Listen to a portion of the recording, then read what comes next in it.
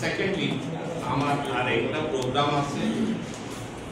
আমি আমার জামায়াতে ইসলামের ছোট ভাই পৌরসভার সাধারণ সম্পাদক চেয়ারম্যান সাহেব আরো অনেক রেসপন্সিবল বক্তা আছে।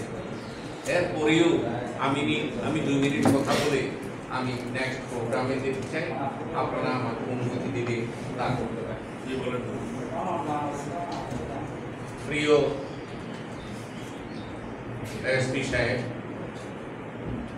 প্রিয় ওসি সাহেব, চকরিয়া থানার সর্বস্তরের কর্মকর্তাবৃন্দ, এনসিপি যদি ওনারে থেকে থাকে, যদি বৈষম্য বিরোধী ছাত্র আন্দোলনের নেতা, জামায়াত ইসলামী বাংলাদেশের নেতা থেকে থাকে, সাংবাদিক বন্ধুরা থেকে থাকে এবং প্রতিষ্ঠানের কোনো প্রধান ব্যক্তি থেকে থাকে, সবাইকে সশ্রদ্ধ সালাম জানাই আমি কথা বলতে চাই। কথা অনেক হয়েছে, মোটা দাগের কথা, এখানে টু দা পয়েন্টে আমি যাব না। অনেক সময় মোটা দাগের কথা বলতে চুরি আমরা বাদ দিলাম, ছোট ছোট চিন্তাই বাদ দিলাম, ইফটিজিংও বাদ দিলাম। এরপরে যে স্তরগুলো আছে, ডাকাতি আছে, মার্ডার আছে, অস্ত্রধারী আছে এবং এদের পেছনের গডফাদাররা আছে, এদের ব্যাপারে আমরা একটু আলাপ করে দেখতে পাই।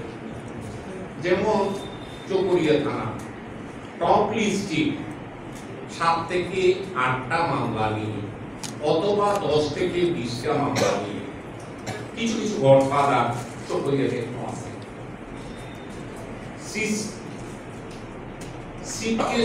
চোর ধরা পড়তেছে, কুটাখালী যে টায়ার চালায় সে ধরা পড়তেছে, চকরিয়া কলেজের সামনে যে টায়ার জ্বালায় স্লোগান দেয় সে হয়তো ধরা পড়তেছে।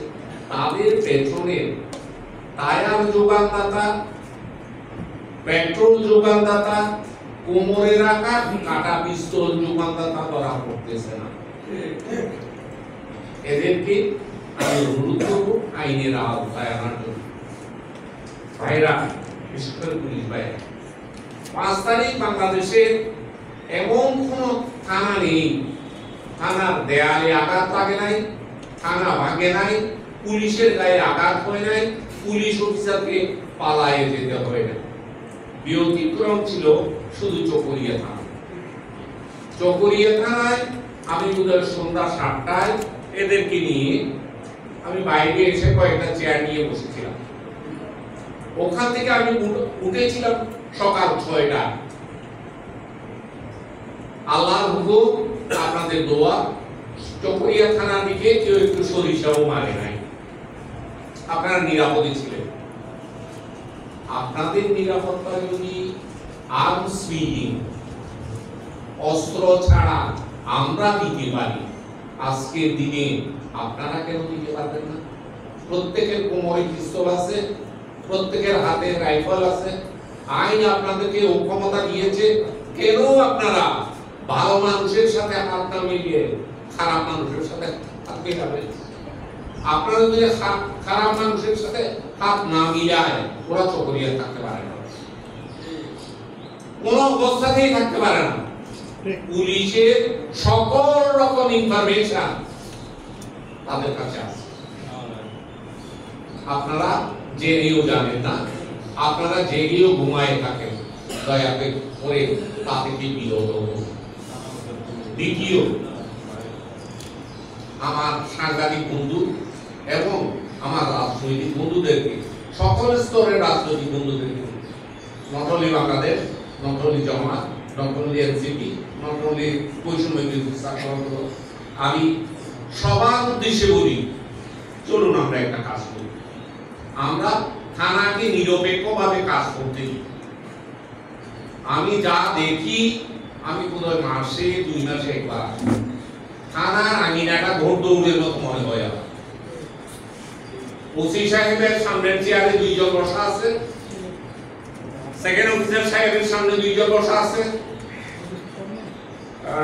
ওসি ডিসি তদন্তের সামনে দুইজন বসা আছে, কোন ফরিয়াদি তার প্রাইভেসি নিয়ে আপনাদের সাথে কথা বলতে পারে।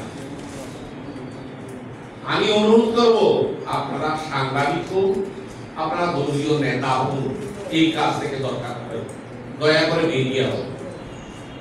আর পুলিশ প্রশাসনকে বলবো, তাদের জন্য দরকার হয় রেস্ট করার জন্য আরেকটা রুম করে দেন, ওরা ওখানে রেস্ট করুক।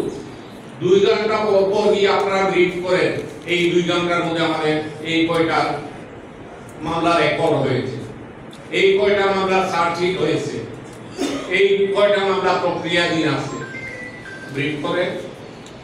এরপরেও আপনারা দয়া করে সামনের চেয়ারে রাজনৈতিক নেতা নামদারি, সাংবাদিক নামদারি, বা এখানে অনেক উল্লেখ করেছে দালাল নামদারি, ওদেরকে আপনাদের সামনের চেয়ার থেকে সরাই